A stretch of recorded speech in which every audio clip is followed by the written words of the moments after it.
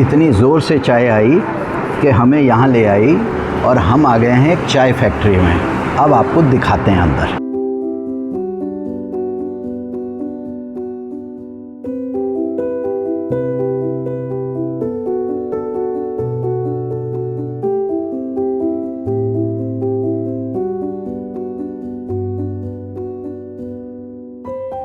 पूरा भारत जब सुबह उठता है तो सबसे पहले क्या करता है, मैं भी वही करता हूँ, और वो क्या है, चाय का प्याला, है ना।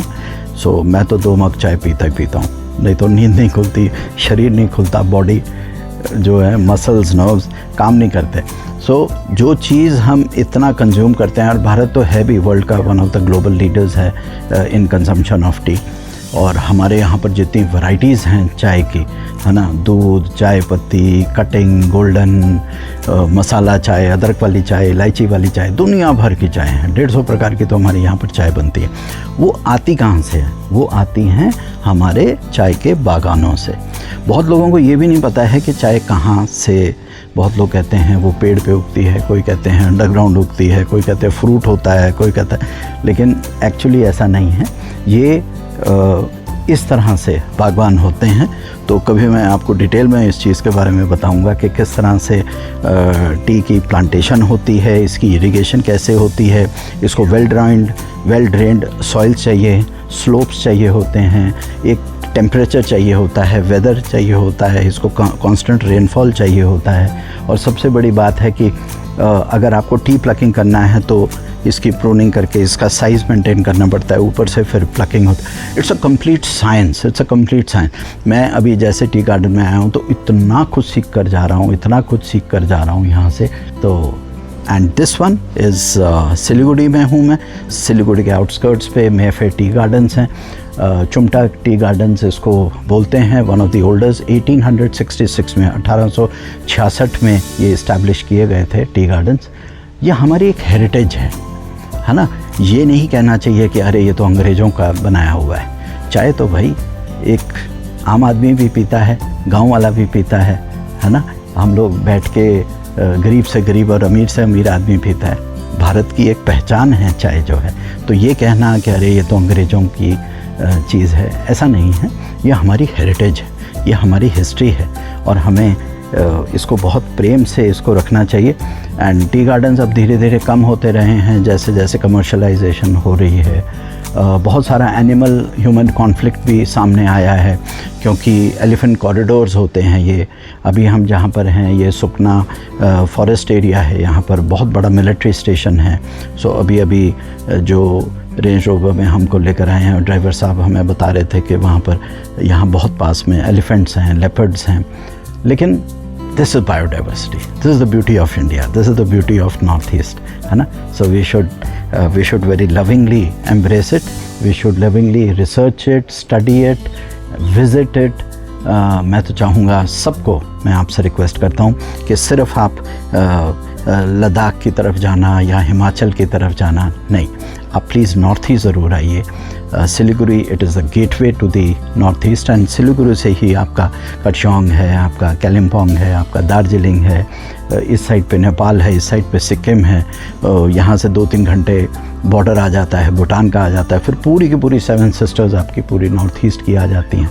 सो please come to Siliguri and explore. बहुत प्यारे प्यारे कैफ़ेज़ हैं यहाँ, बड़े प्यारे लोग हैं, बहुत फ्रेंडली लोग हैं, कल्चर, कुजीन, मज़ा आ गया। मुझे तो बहुत ही अच्छा लग रहा है सिलीगुड़ी आके। और बस मैं चाहूँगा कि थोड़ा स्टडी करके आइएगा सिलीगुड़ी के बारे में, और फिर यहाँ पर आने का जो मज़ा है, आप यहाँ पर अपने दोस्तों से पूछिए, यहाँ से जो गाइड्स होते हैं उनसे थोड़ी गाइडेंस लीजिए, एंड डू एक्सप्लोर।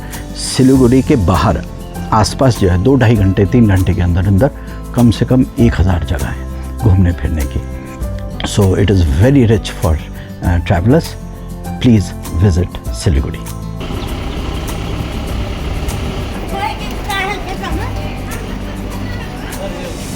जितनी भी लेबर है यहाँ पर सारी विमेन लेबर है, विमेन वर्कफोर्स है।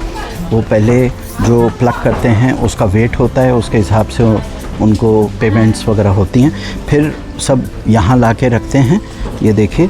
और वो सब लोग जो हैं, नीचे जाली लगी हुई है, इसकी वेदरिंग होती है 12 घंटे। 12 घंटे इसका मॉइस्चर निकलता है, फिर उसके बाद ये प्रोसेसिंग के लिए जाता है, कटिंग के लिए और प्रोसेसिंग के लिए जाता है। ऊपर जो है वहाँ पर ड्रायर्स हैं, मॉइस्चर निकलता है, पत्ता गिरता है ये मशीन के अंदर, ये फनल के अंदर, फिर यहाँ से क्रशिंग स्टार्ट होती है। अब जैसे वो हम लोग चटनी बनाते हैं ना, ये उस तरह से क्रशिंग होती है अलग अलग स्टेजेस से। अब यहाँ पर हुआ, एक साइज़ हुआ, ये फर्दर क्रश हुआ और ये देखिए ये बिल्कुल महीन हो गया। फिर आगे आगे आगे आगे होता रहता है, फिर प्रोसेसिंग होती है, फिर स्टीम रूम में जाता है, स्टीम रूम में जाके फर्दर प्रोसेसिंग होती है। बहुत कॉम्प्लिकेटेड, काफ़ी लॉन्ग प्रोसेस है।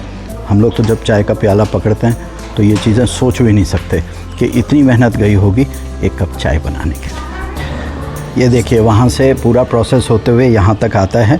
फिर अब काफ़ी स्ट्रॉन्ग अरोमा है ना, और बिल्कुल ऐसे ही है जैसे हम लोग मोरिंगा के पत्तों को भी वो करते हैं तो एक स्ट्रॉन्ग अरोमा आता है, वैसे ही चाय के पत्ते में। और यहाँ से कन्वेयर बेल्ट से ये जाएगा बॉयलर रूम में, ड्रायर में जाएगा। और बाप रे कितना लंबा प्रोसेस हो, कितनी बड़ी फैक्ट्री चाहिए, कितनी मैन पावर चाहिए। और सबसे बड़ा, चाय के प्लांट को उगाने के लिए आपको मीलों मील के वो चाहिए, है ना। हम लोग सोचते हैं कि छोटी मोटी खेती बाड़ी हो गई, कुछ हो गई, ये तो सेवरल 100 एकर्स से कम तो टी गार्डन हो ही नहीं सकता। आपको कई कई एकर्स और कई कई हेक्टेयर्स डेडिकेट करने पड़ते हैं। So it's a very big industry है पूरी ये। और टाइम हो गया है, दोबारा फैक्ट्री शुरू हो गई। इस कंप्लीट प्रोसेस को समझने में आपको कई महीने लग जाते हैं और इसका एक्सपर्ट और स्पेशलिस्ट बनने में कई साल लग जाते हैं। तो मैं तो अभी बस एक राउंड में समझता जा रहा हूँ प्रोसेस और आपसे बात करता जा रहा हूँ। लेकिन कमाल है, एक कप प्याली चाय, एक कप चाय के लिए कितना कुछ होता है। जैसे टैनिंग होती है ना, आप ज़्यादा देर धूप में आपका स्किन टैन हो जाता है, बस वैसे ही समझ लो। वो जो ग्रीन पाउडर था वो आके यहाँ ड्रायर में टैन हो जाता है। और वो जो काले रंग की चाय पत्ती मिलती है वो यहीं से मिलती है। ये देखिए यहाँ पे ये काच है। अब आगे जाके इसकी ग्रेडिंग होती है। ग्रेडिंग मतलब वो उस तरह से अलग अलग बोरियों में अलग अलग ग्रेड होता है, 1 नंबर, 2 नंबर, 3 नंबर, 4 नंबर। जैसे बिल्कुल डस्ट होती है जो टपरियों पे चाय मिलती है, फिर थोड़ा मोटा दाना, फिर बड़े दाना, उसी पे प्राइस वो हो जाता है। सो इतना लंबा प्रोसेस होता है। सो ये जो ग्रीन जो लीव्स थे उनको पेस्ट बना के उसको डीमॉइस्चराइज करके उसको बॉयलर ड्रायर में डाल के, और जब वो टैनिंग होके निकलती है तो वो काली पत्ती हो जाती है जो हम अपने घरों में यूज़ करते हैं। और सारी मेहनत का जो फाइनल प्रोडक्ट है वो ये है।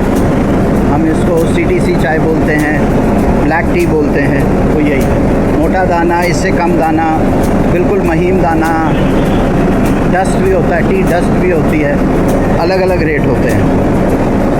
हाँ, हमने कभी सोचा भी नहीं होगा इतनी तरीके की चाय होती है ना।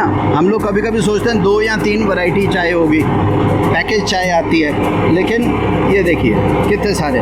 ये जो बनाते हैं इसके कलर से, और टी टेस्टर्स जो होते हैं वो एक स्पेशलाइज्ड प्रोफेशन है। They are very highly paid tea tasters. हम आप नहीं कर सकते, वो तो टी टेस्टर ही करता है इस चीज़ को। और इतनी वैरायटी, तो अभी हमने जो अंदर फैक्ट्री देखी उसका देखो कितने सारे ये वैराइटीज़ निकली हैं। अलग अलग पैकेजिंग होगी, अलग अलग रेट है। 60 रुपये से लेके 2000 रुपये तक किलो का यहाँ पर चाय पत्ती आपके सामने पड़ी है।